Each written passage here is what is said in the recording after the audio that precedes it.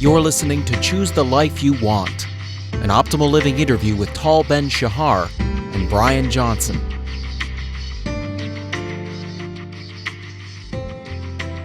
Hi, this is Brian. Welcome back to the Optimal Living interview series. Today I'm thrilled to be chatting with Tal Ben-Shahar. Tal is one of the world's leading positive psychologists. He's also one of my favorite teachers. We chatted a couple of years ago now, at least, about a couple of his earlier books, Happier and The Pursuit of Perfect, which has since changed its name, but loved the book. We've covered both with Philosopher's Notes. And today I want to talk about his most recent book, which is a few years ago, but fantastic. Choose the Life You Want, and also explore some other fun ideas that are kind of cutting edge in positive psychology. Tal, I appreciate you taking the time, and I appreciate all the great work that you do and have done. Well, thank you, Brian. It's great to be back. Fantastic. Well, let's jump straight in. Choose the life you want. Uh, all about choices. I would love to hear your thoughts on just from a high level. I like to ask our authors, why did you choose the name Choose the Life You Want? And then we'll drill down into some of my favorite ideas. My first two books were about the big choices in life. For example, in Happier, I talked about the choice of work or the choice of a partner.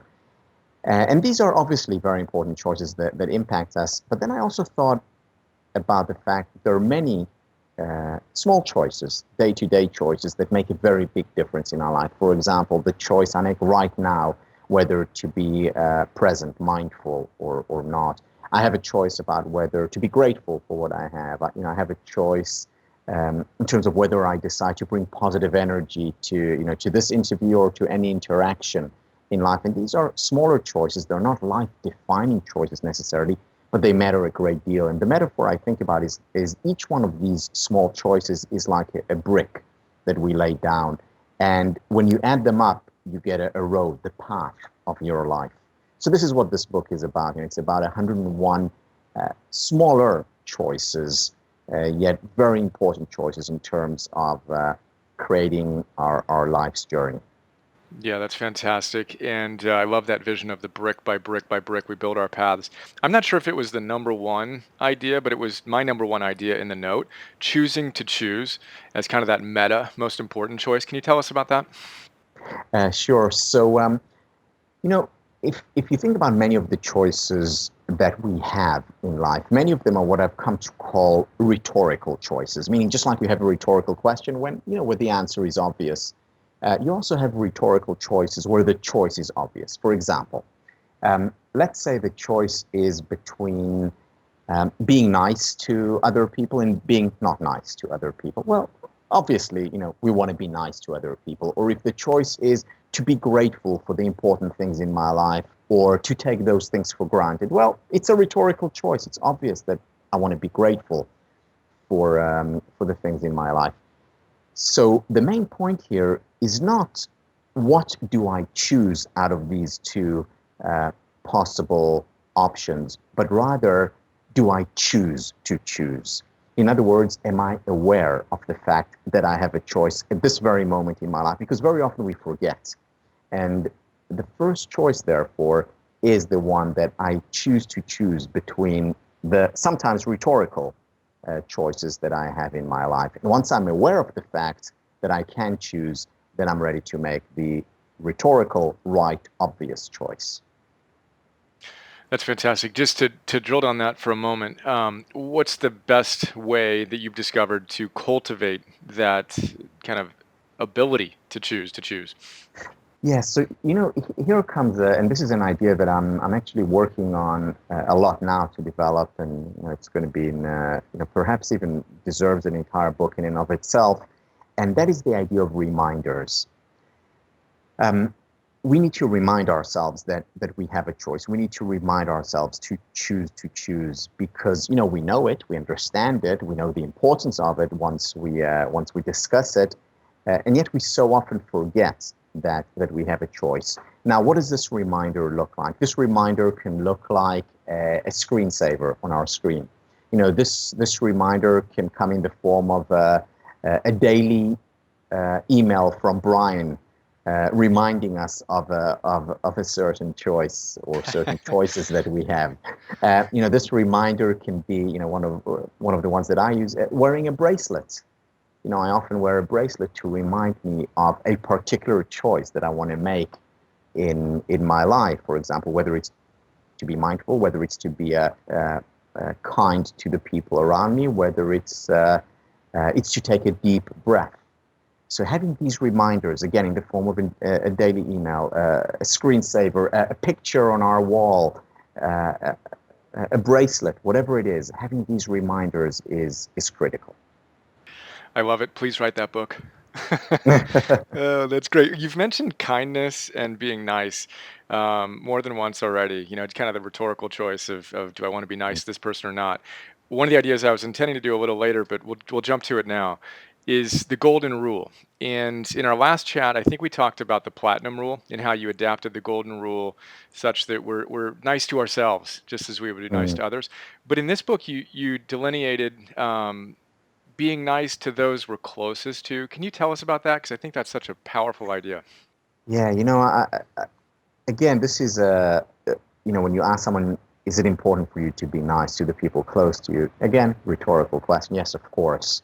And yet, very often we take the liberty of not being nice to others, because we feel so comfortable there. Sometimes we come home, we're in a bad mood for whatever reason. We often take it on the people who are closest to us, and this choice is about reminding us that even if we are in the throes of passion for one reason or another, even if we are in a bad mood for one reason or another, let's keep in mind that these are the most important people in our life, and we should be nice to them just as we are nice to strangers. Because we rarely just if we're in a bad mood, take it out on a stranger or on an acquaintance, but we so often take it out on people who are so close to us, and that could be kids, parents, a partner, or whatever. And we need that constant reminder to be nice to them, to be kind to them. The number one predictor of happiness, and this is something I talk about in my first book, and it's research that has been replicated time and time again. The number one predictor of happiness is the quality time we spend with people we care about and who care about us. In other words, our nears and dears, the people closest to us. And each time we are kind to them, nice to them, generous toward them, we generate a lot in the ultimate currency, in the currency of happiness. And unfortunately, the opposite is also the case. When we hurt them, not only are we hurting them, we're also hurting ourselves, the relationship. So powerful. And just to state it explicitly, because I think it's so good, you say, I therefore propose a slightly modified version of the golden rule. Do not do unto those close to you what you would not have done unto others who are not so close to you. Such a great reminder to use that word of the power of it, because it's so easy to as you said, kind of, we didn't quite say take it for granted, but that basic idea of intimacy, which allows for more negativity than is necessary. I love that idea. Um, let's kind of bounce around, and I want to hear your thoughts on the 5-minute takeoff. Mm. Uh, I studied procrastination more since I read this book, but that was one of the first times I saw that idea of such a powerful way to conquer procrastination. Can you tell us about that and the research behind it and Yeah, all that good stuff? sure. This is one of my favorite, and one of the choices that has made the most difference to my life, certainly my professional life. And here it goes. So most people in the world classify themselves as procrastinators, and by the way, for good reason, because most people procrastinate. So and putting off things when they're really important, putting off things that we care about and that matter. Why do we do that? So, in fact, there is a lot of research, as you also mentioned in your notes, there's a lot of research on procrastination. One of the main things that procrastination researchers identify is a real misperception that procrastinators have, and here is the misperception. The misperception is that in order to do something, you must really, really want to do it. In other words, you must really be inspired. You must really have the desire to do something in order to do it. In other words, inspiration needs to precede action. Now, this is a misperception. This is an illusion. This is wrong. What the researchers are showing is that, in fact, the opposite relationship is usually true. In other words, it's not that inspiration must precede action, but it's usually that action precedes inspiration. Meaning, first act, and then later the inspiration will come. Now, the reason why most people procrastinate is because they believe, well, I first need to be inspired in order for me to act. But if instead they said, well, let me first act, even if I'm not inspired, even if I don't really feel like doing something, even if I'm not in the mood for it, let me first act. And if you start acting and using the words of the researchers, you employ the 5-minute takeoff. You say, I'm going to just do this for 5 minutes, see where it takes me. Usually after 5 minutes, and if not after 5, after 10 or 15, the inspiration comes and you're into it and you're experiencing flow, and then it's already self-reinforcing. Action needs to precede inspiration. That's so good. And And was, sorry, go ahead. yeah, and Brian, and the reason why I said earlier this has made a big difference in my life. I love to write. I get up in the morning and it really is my passion. However, I must say that most days I do have this pull, to go back to bed, or, okay, so just I'm going to spend the whole day, listening to music or reading, which is great. But if I really want to write something, big picture, want to write something, but in the day-to-day don't feel like it, I need the 5-minute takeoff. And I use the 5-minute takeoff on more often than not, actually. And then more often than not, in fact, almost always, after 5, 10, or 15 minutes, I'm in it, and before I know it, I experience flow, and 3 hours have gone by. It really is surreal. I mean, when I started consciously using this on those days when it just, some days you need to move through a little barrier and you kind of get going, and some days it's just you just have zero desire to do it, Mm-hmm. And Yep. on those days in particular is when I'm most blown away by I just had nothing in my mind that I just either a little tired or just didn't feel like I had anything good that was going to come out of doing the writing that day, and it's just bizarre how literally 10, 15 minutes into it, you kind of wonder what the heck happened. You can't even remember the state Mm. you were in to begin. That idea of action preceding inspiration is so cool, so powerful. I love Chuck Close's. I think it was Chuck Close who said, "Inspiration is for amateurs." The pro just shows up, and it's really refreshing to hear you say that you, having written and done everything you've done, continue to have that need to just do the 5-minute takeoff, and that sense of common humanity, that nothing's wrong with us if we're feeling the procrastination bug. It's just a matter of doing the right thing and choosing to choose, right? Exactly. That's another example of choosing to choose. Again, a rhetorical choice. Hmm. Nevertheless, one we need to be conscious of. Yep. And again, those bricks, brick by brick by brick, day in and day out. You don't build the road, then run up and down it. You got to keep on building it in front of you day by day, right? Um, Yep. that's cool. Let's go down the. I was going to ask you what one of your favorite studies was that most impacted your life. You answered that in one context, but I'd love to ask the question again. What's a study that may or may not have been part of the book that most transformed your life? Well, let me share with you a study that is currently most transforming my life. And it's a study that I've spoken about in previous books. I also talk about it in Choose the Life You Want. And that is a study by Daniel Wagner. And the study is very simple. It's, he talks about what he calls ironic processing. Specifically, his original study was about asking people not to think of the white bear. Don't think of the white bear, don't think of the white bear. And of course, what do people think about? A white bear. And he brings it up in the context of repressing rather than experiencing painful emotions. Hmm. And this is the idea that, again, I talked about in previous books, but I also talk about it in Choose the Life You Want.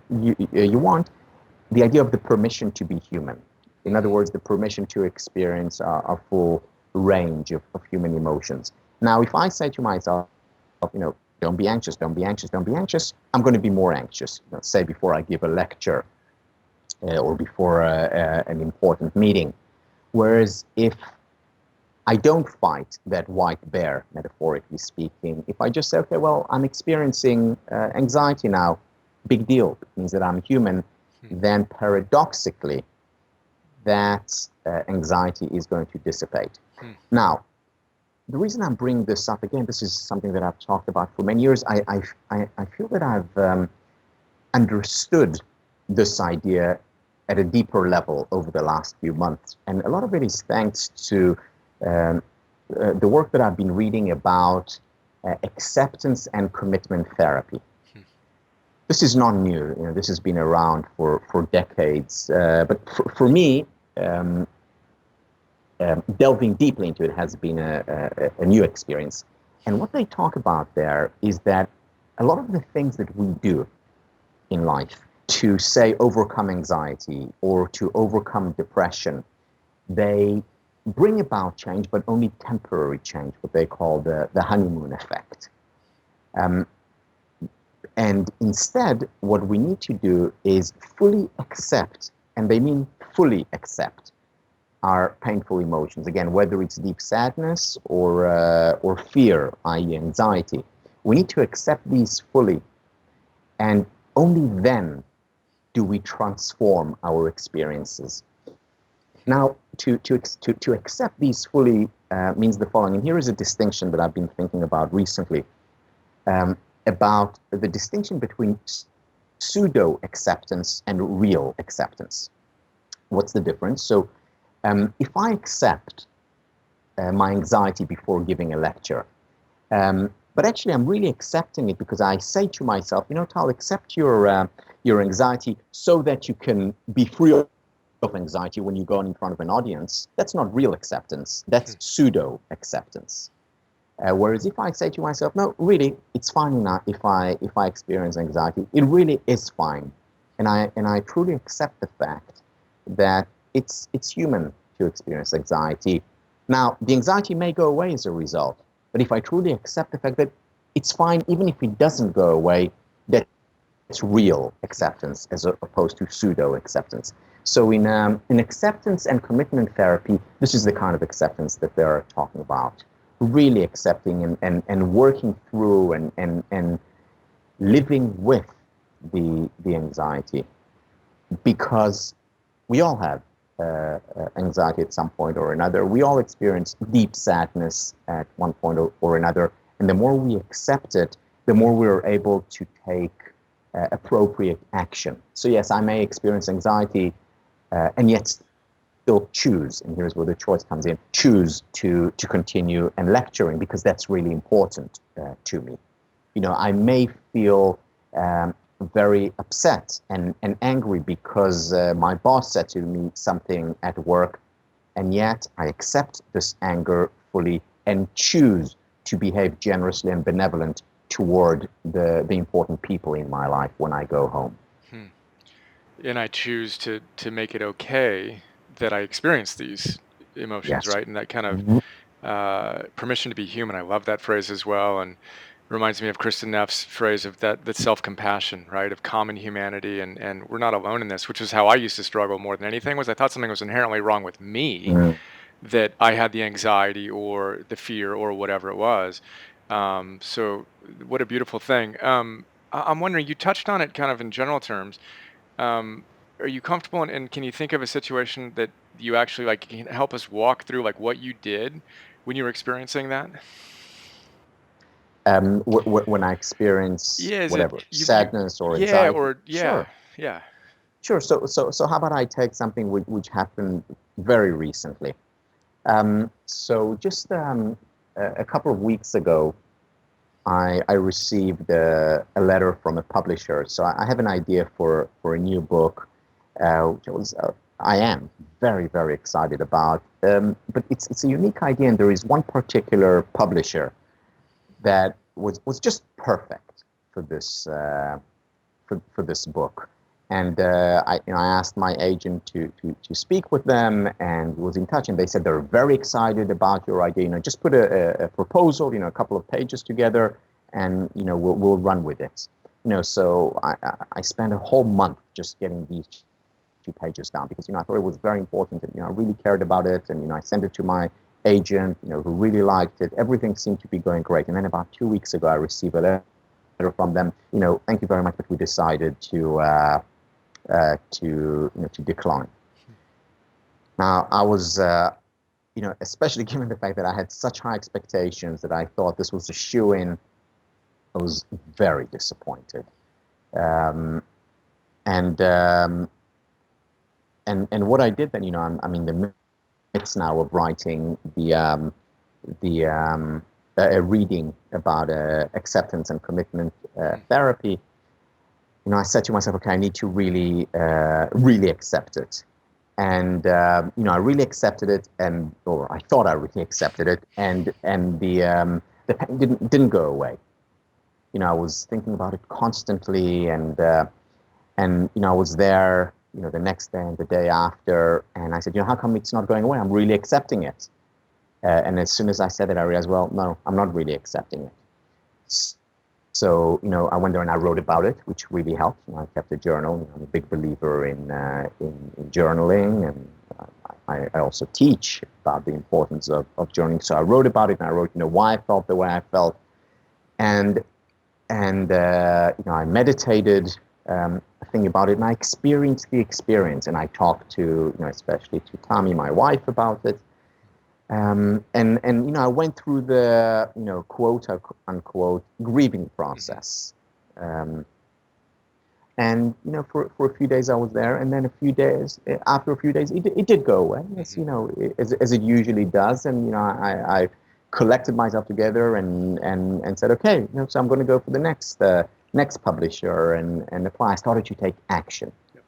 But, here was an example. Again, not there are many worse examples in my life and in most people's lives, but it's very fresh in my mind, because it was only a few days ago that I just let myself experience the real disappointment of not getting what I wanted, and what I thought was basically a foregone conclusion. That's fantastic. Thank you for sharing that. Super helpful. And again, permission. Yeah, permission to be human. But Brian, I want to add something, if you, with your permission. With your permission, please. So, after I received the no from the potential publisher, and my wife saw me and saw how disappointed I was. She said to me, Tal, I don't think your students have an idea of just how many times you hear no's, or how many times you fail, or how many times you experience disappointment. Because what do most of my students see, or what do most people see who know what I do? They see the books, they see the successful books, or the website, or the lectures, and that's a success. They don't see the time and time again when there are disappointments and no's and failures and all the components of a full, and I will add, fulfilling life, because these parts are important. And the reason why, first of all, I'm glad you asked it, and the reason why I decided to talk about it is because I do want people to see these parts. They are an inevitable and an important part of any life, and certainly of a happy life. Gives me goosebumps as you're describing that, for a number of reasons. First, it's just so refreshing, and it's Brene Brown's vulnerability and authenticity, and just again that connection of, oh, okay, wow. We don't want to share stories like that, but yet we want to hear stories like that, right? And it's just such an empowering thing. And then the fun part for me was that I felt that your story was such a perfect segue into the next idea I wanted to hear you talk about, which you started talking about that I want to go into in more depth, which is the Failure Hall of Fame. And that choice to be willing to embrace mistakes.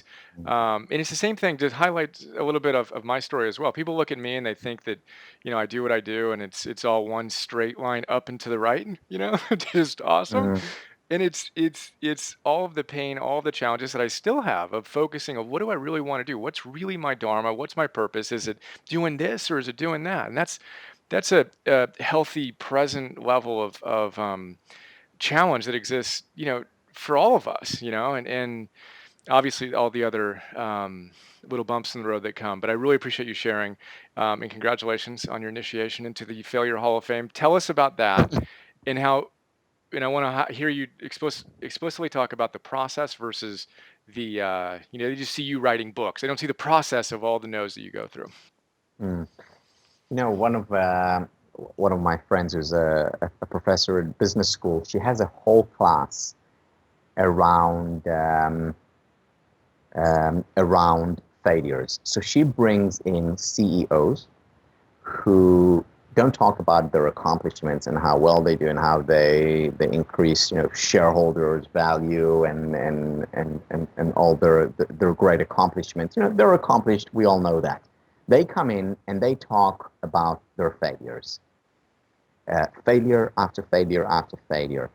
And the class to me is a much more realistic depiction of a CEO's life, or for that matter of any successful life. There are no shortcuts. One of the things that Dean Simonton has shown in his work on the creative genius is that whether it's in arts or whether it's in the sciences, the most successful people throughout history are those who have failed the most. We've had the most duds in terms of artworks, or we've had the most failed experiments. And therefore, because there is no success without failure, because failure necessarily precedes success, I think we should go to the roots of fame or success or happiness, and the root is failure, and therefore we need to have the Hall of Fame for the most failures, because there is a direct link to the most successes. There is a direct link to the happiest. Even at the level of a relationship. The work of John Gottman, which you talked about. John Gottman talks about how it's important to have conflicts for a healthy relationship, and there's no need to look at conflicts as terrible signs of doom. On the contrary, the lack of conflict, the lack of quote unquote relationship failure should be taken as a sign of doom. The lack of failure as an athlete, as a business person, should be looked at as problematic rather than the other way around. So good. I think it was in Happy, or maybe it was Pursuit of Perfect, where you told your student go out and fail more. Didn't Yeah. always receive the most warm response, but it's that paradoxical truth. Yet it's still challenging to experience that. Yet that's exactly where the growth occurs, and kind of that idea of flourishing vis-a-vis just being quote happy all the time, right? To allow that full spectrum and the inherent challenges, which leads us to the final idea I have in the note, meaningful endurance. You talk about the root of the word suffering, endurance, and patience in Hebrew. Mm, Can you tell us about that, meaningful endurance? sure. So, this is an idea also that's presented by David Schnarch, one of my all-time favorites, in his book Passionate Marriage.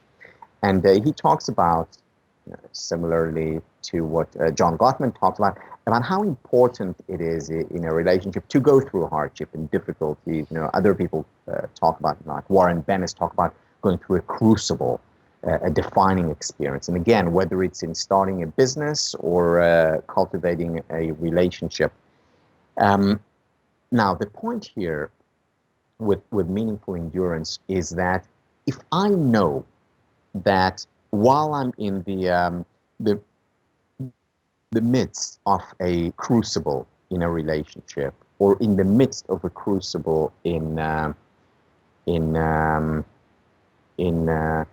the business, then if I know that this is necessary for the growth of the relationship, for the development of the business, then immediately that very difficult experience becomes more meaningful. And once it becomes more meaningful, then I'm more likely to endure, to continue to fight for the relationship, to fight for the business. I'm much more likely to have the energy and the strength to do it. In the words of Friedrich Nietzsche, the German philosopher, when you have a what for, every how becomes possible. When you have a what for, every how becomes possible. If I get up in the morning and say, this is really important for me, then even if it's difficult, then I'm much more likely to go through it. It's much more likely to make me resilient, strong, So good. and to continue. Meaningful endurance. Again, we can talk about all these ideas forever. I would like to hear your thoughts on one more subject before we wrap up. Strengths. You talk about the importance of focusing on strengths. Can you tell us about that and why it's so important? Sure. So, there's a common misperception, and this was identified actually by Peter Drucker half a century ago, but it's only more recently that we have the research to back up his assertion, or rather observation. The common misperception is that if we want to really improve, what we need to do is focus on our weaknesses. Why? That's where we get the most bang for the buck. That's where we get the most return on our efforts. Focus on your weaknesses, and that's when you'll get a lot better. Well, it turns out that even though most people think that, most people are wrong. And they're not just a little wrong, they're very wrong. It turns out that if you study the most successful people, they are strength focused. They, for example, ask themselves, where do my talents lie? What am I best at, or at the very least potentially best at? And then they focus on these areas. And in sports, it makes sense. I'm 5'6.5". My strength is not to be a power forward in basketball. It would be ludicrous of me to go, this is my weakness, being a power forward in basketball, but I'm still going to invest a lot of effort into it and do it. No, that would be a mistake. But if I say, well, actually, I'm very fast and I can dribble quickly, then this is where I should invest in as a basketball player. The same at work. It doesn't mean ignoring weaknesses. In the words of Peter Drucker, we need to manage our weaknesses and focus on our strengths. And we get a lot more done. We get a much higher return on our efforts if we spend most, not all, but most of our time cultivating our strength. Not to mention the fact that we enjoy ourselves more and that it's a lot more motivating and enjoyable. Now, having said that, and I'm repeating this because this is a misunderstanding that many people have about the strength-based approach. It's not about ignoring our weaknesses. It's not about just going for our strength. It's about spending more of our time on the strength, and again, managing our weaknesses to the point that they're not a hindrance to us in exercising our strength. Yep. Make sure they don't kick you in the butt is kind of how I like to phrase it. And then I think it was Tom Roth who said, double down on your talents, the strength finder concept of every time. What is it you're great at? I'd love to hear a specific example from you of how you identified and now focus more on your strengths. Can you share one? Yeah, sure. So my top strength in the various strength finders that I take, and there's some great tests out there, is the love of learning. This is my passion. This is what turns me on, and I use it on a regular basis. But I remember a particular time when I was teaching a positive psychology class, and I'd already taught it before. But I was very busy teaching. I was also very busy teaching elsewhere, and I started to feel tired, enervated. Like I wasn't as passionate as I usually was in teaching a topic that I care about a great deal. And I went back to my strength and I said, okay, my number one strength is love of learning, and I've been neglecting this strength. So what I did, I put down 30 minutes, not more, 30 minutes aside a day to exercising this particular strength, love of learning. What that meant was, going on and hearing a podcast for 30 minutes, watching a TED lecture, reading a book for 30 minutes, something new that I was studying. And those 30 minutes had a trickle effect, as they often do, had a trickle effect for the rest of my day. And suddenly my passion for learning, for teaching, returned. Why? Because very often I was introducing, as part of my lecture, even though it's a lecture that I delivered, 6 months earlier or sometimes a week earlier, I was saying, no, just this morning I read about this, and it brought freshness into my teaching again. And it affected my overall experience. Of course, improved the quality of my teaching beyond the fact that it made me happier. That is awesome. Which is a happiness booster, which is one of the things that you talk about in the book that we're not going to go into detail on right now, but just so powerful to actually integrate your strength engagement with being that happiness booster, right? To give you a little break. Then just to reflect briefly, one of my top strengths is creativity. And as you were discussing that, just reflected on creativity, specifically producing, like just that being in the game. It's very much a game for me to kind of see how much I can do from a productive perspective. So I slowed down a little bit at the beginning of the year to do some other business stuff, and there was literally like a missingness to it, of this is when I feel most alive, and that consistency and just kind of having fun, seeing if I can astonish with what I create. Is something that's near and dear to my heart, and it's easy for me to go chase other things that I should be better at, and to remind myself, wow, this is when I feel most alive. It's my number one strength. Let's lean into that and really have fun with it. So, in the spirit of sharing, I share that, and this is amazing. Tal and I could obviously talk about all these ideas for months, and Tal does. Check out Happier. What is Pursuit of Perfect called now? I always forget the new title. Being happy. Okay, so Being Happy is another great book. Happier is fantastic. Being Happy is all about dealing with perfectionism, is my experience of the book. And as a recovering perfectionist, now optimalist, uh, uh, I love that book, Being Happy. And then this book, Choose the Life You Want. Tal, you do a ton of other stuff. Happier TV sounds amazing. Tell us about that.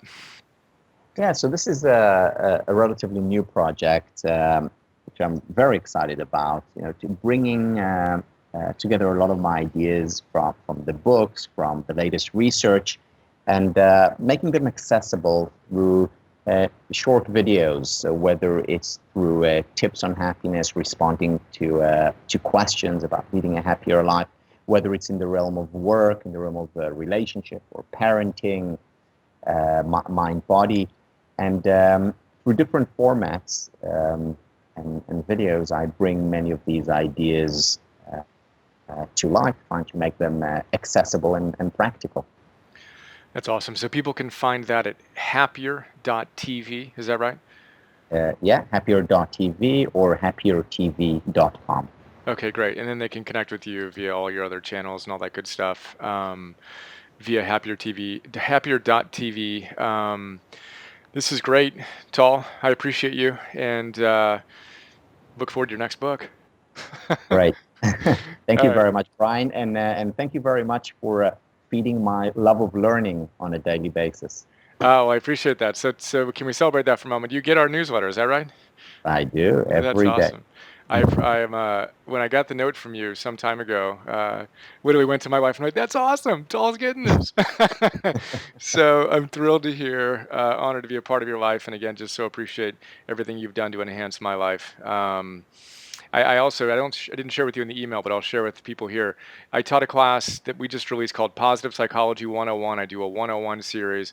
Tal actually taught is it's the most popular class, most highly attended class in Harvard's history, called Positive Psychology 101. I taught kind of my own version of that, where I featured my top 10 favorite psychologists of all time, starting with Maslow and Frankl and Csikszentmihalyi Mm. and Seligman and Tal. And with everybody else, I shared one idea. Like I shared Maslow's self-actualizer and Frankl, freedom to choose, etc. With you, I did two ideas: the happiness archetype and your beautiful description of that, and then the optimalist. So I just want to kind of give you a high five from California to Israel on that one. Uh, Thank you Again, very much. yeah, you're amazing, and I'm genuinely and really really excited about your next book, and connecting again for another one of these chats. Right. Thank you very much, Brian. Hi, this is Brian. A lot of people don't know all the stuff I do beyond these free videos I share on YouTube, so I thought I'd do a quick video to give you an overview of our membership program that you can get access to and get a ton of other stuff. So here's a quick look. $10 a month, join the Optimal Living membership program. You get instant access to 250 philosopher's notes on some of the best optimal living books out there. Old school classics, positive psychology, modern stuff, mindfulness, peak performance, purpose, neuroscience, wealth, etc. And what you may not know is that in addition to the PNTV episodes, I create PDFs on all of these great books. So 6-page PDFs. Let's take a look at one of them. Joseph Campbell. You want to figure out how to live your hero's journey? Well, this is a great place to start. I basically pull out my favorite big ideas, riff on them, connect them to other books and other ideas, and help you apply this wisdom to your life today. That's what the PDF looks like. Again, we have 250 of these on all these different great books. And then I record those PDFs as an MP3.